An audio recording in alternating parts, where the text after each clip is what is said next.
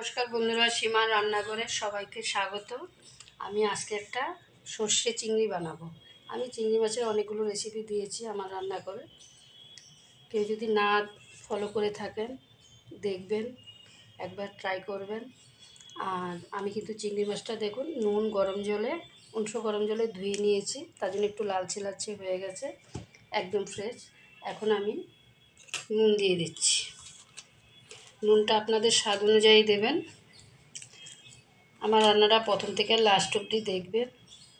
যদি ভালো লাগে লাইক কমেন্ট করবেন,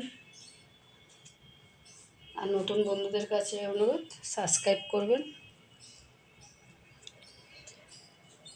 আচ্ছা, এদিকে আমি ক্যামেরার পেছনে সর্ষে, কাঁচা লঙ্কা, একটু টমেটো আর একটু নুন দিয়ে আমি সর্ষেটা মিক্সার জারে গ্রাইন্ডার করে নিয়েছি। আপনারা শিলে বেটে নিতে পারেন, কিন্তু আমি সর্ষেই কিন্তু দিয়েছি, এর মধ্যে কোনো পোস্ত না কিছু না, যেহেতু আমি সর্ষে চিংড়ি বানাবো।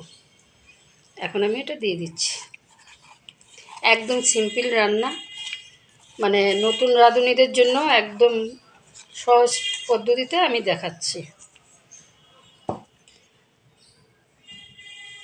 সর্ষের তেল দিয়ে দিচ্ছি।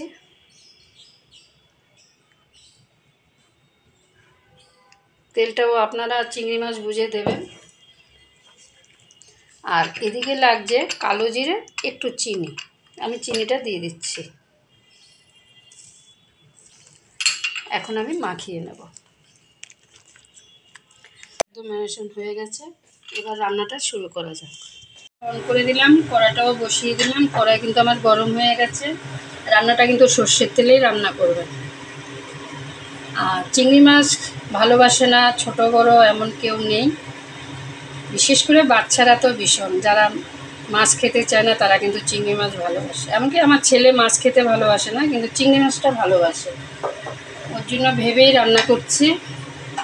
আমি কিন্তু যেহেতু মাখার মধ্যে তেল দিয়েছি, এই জন্য আমি খুব তেল দিইনি। দেখুন, আচ্ছা, আমি একটু কালো জিরা দিয়ে দিচ্ছি।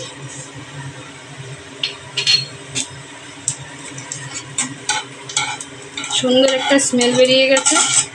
এখন আমি চিংড়ি মাছগুলো দিয়ে দিচ্ছি। আপনারা চাইলে, আমি টক দই দিইনি, আপনারা চাইলে টক দই দিতে পারেন। এখন আমি মাছগুলো ছেড়ে দিচ্ছি। আমি হাত দিয়ে একটু মশলাটা কাটিয়ে দিচ্ছি। আচ্ছা, আমার পেজ থেকে যারা দেখছেন প্লিজ আমার পেজটা ফলো করবেন। আপনাদের কিন্তু সাপোর্ট আমার খুব দরকার, না হলে আমার পেজটা এগিয়ে যাবে না। আর যেটুকু এসছি আপনাদের সহযোগিতায় কিন্তু এসছি। প্লিজ সাপোর্ট করবেন, ফলো করবেন, লাইক কমেন্ট করবেন, একটু শেয়ার করবেন। এখন আমি একটু চাপা দিয়ে দিচ্ছি। কম সময় রান্না। চিংড়ি মাছ এই অবস্থা, একটু নেড়ে দিচ্ছি।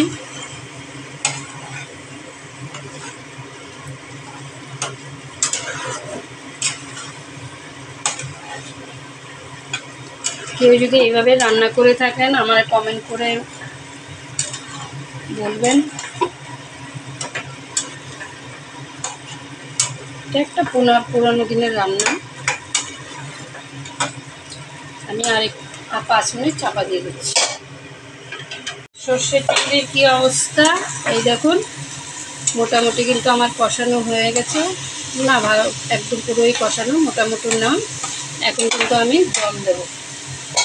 দেখুন, আমি সেই মশলা বাটিটা ধুয়ে জল দিয়ে দিচ্ছি। এটা কিন্তু একদম মাখো মাখো হবে।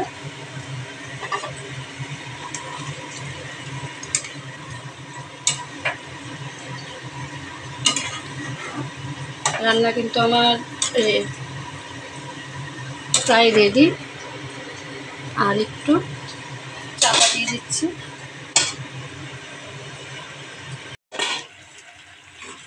দেখুন, সর্ষে চিংড়ি একটু কিন্তু গ্রেভি থাকবে, কারণ শুকিয়ে মানে ঠান্ডা হয়ে গেলে কিন্তু জমে যায়। এখন মনে হচ্ছে অনেকটাই আছে ঝোল, কিন্তু সেটা কিন্তু থাকে না। আমার নুন মিষ্টি ঝাল একদম ঠিক। আপনারা চাইলে গোটা কাঁচা লঙ্কাও দিতে পারেন উপরে কটা, আমি কিন্তু দিচ্ছি না। আমাদের ঝাল খায় কম। আমার কিন্তু রান্নাটা রেডি। দেখুন, আমি একটা বোলের মধ্যে ঢেলে নিলাম। যাই হোক, যদি রান্নাটা ভালো লাগে আবারও বলছি একবার বাড়িতে বানাবেন, বাচ্চারা, বিশেষ করে বাচ্চারা ভীষণ খুশি হবে, আমার ছেলে মেয়েও ভীষণ ভালোবাসে।